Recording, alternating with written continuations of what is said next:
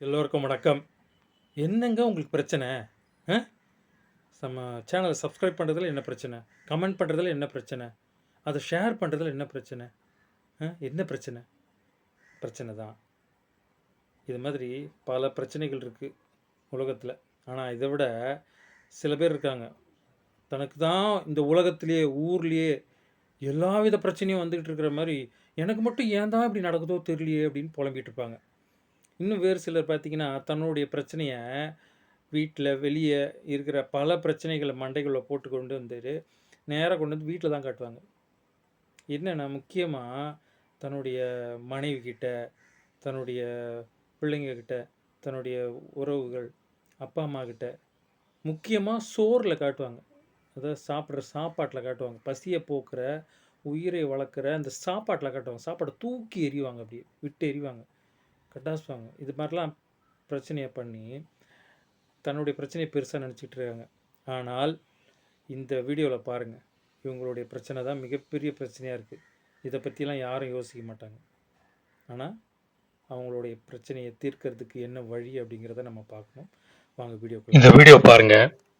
இதில் இந்த குழந்தைங்க எவ்வளவு வறுமையில், எவ்வளவு கஷ்டத்தில் அந்த சாப்பாட்டுக்காக, ஒருவேளை சோற்றுக்காக எப்படி கதறாங்க பாருங்க.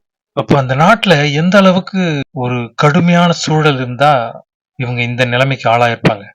கொண்டு வந்து வச்ச சாப்பாட்டை வழிச்சு சுரண்டி எடுத்து சாப்பிட்றாங்க. அப்புறம் கீழே சிந்திய உணவுகளை அதை எடுத்து மண்ணு படாம, மண் அதுல கலந்திருந்தா கூட அதையும் சாப்பிட்டு உயிரை காப்பாத்திக்கிறதுக்கு, பசியை போக்கிக்கிறதுக்கு தயாரா இருக்கிறாங்க. அந்த அளவுக்கு அந்த நாட்டுல இவ்வளவு கொடுமைகள் நடந்திருக்கும். ஊழல்னால, சுரண்டல்னால, மோசமான நிர்வாகத்தினால, போர் சூழல்னால கூட இந்த மாதிரியான வறுமைகள் எல்லாம் நேரும்.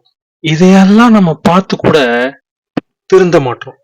நிறைய பேர் வாழ்க்கையில தங்களுடைய பிரச்சனைகள் அதை பத்தியே பெருசா பேசிக்கிட்டே இருப்பாங்க. அது பெரிய இதுங்க அதுங்கன்ட்டு. ஆனா நம்ம சுத்தி என்ன நடக்குதுன்னு பார்க்கணும். நம்மளை சுத்தி எவ்வளவு மோசமான வாழ்க்கை வாழ்ந்துட்டு இருக்காங்க, எவ்வளவு வறுமையான சூழல்ல வாழறாங்க, எவ்வளவு கடுமையான சூழல்ல, எவ்வளவு பாதிப்பான நிலைகள்ல வாழறாங்க, விளிம்பு நிலையில வாழறாங்க அப்படின்னு பார்க்கணும்.